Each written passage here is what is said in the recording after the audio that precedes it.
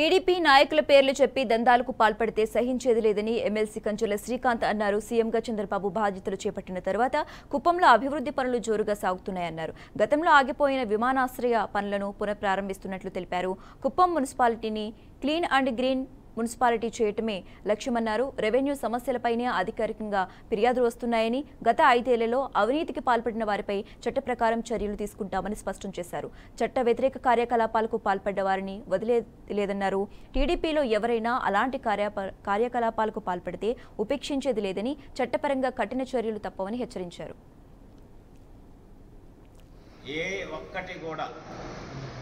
ఈసారి వెలికుండా కుప్పాన్ని అభివృద్ధి చేయాలనే లక్ష్యంతో చంద్రబాబు నాయుడు గారు వెళ్తున్నారు.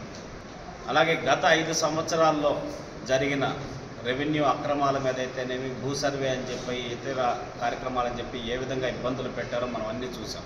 ముఖ్యమంత్రి గారు వచ్చినా, భువనేశ్వర్ గారు వచ్చినా, అట్లాగే కలెక్టర్ వచ్చినా, ఎవరు వచ్చినా మా దగ్గరకు కానీ అందరి దగ్గర కూడా 50% రెవెన్యూ సమస్యలే వస్తున్నాయి. అందుకని మొదటిగా పైలట్ కింద ఏదైతే భువనేశ్వర్ గారు దత్తత తీసుకున్నారో కంచిబందారపల్లి అండ్ పైపాలెం, వాటిల్లో రెవెన్యూ సమస్యలకు సంబంధించి ఎక్స్క్లూజివ్లీ ఆర్డీఓ గారు ఒక 2 రోజులు కార్యక్రమాలు రూపొందించడం, ఆ గ్రామంలో వచ్చిన రెవెన్యూ ఇష్యూస్ అన్నింటినీ ప్రత్యేకంగా శ్రద్ధ తీసుకొని పూర్తి చేసే కార్యక్రమం కూడా రూపొందించడం జరిగింది.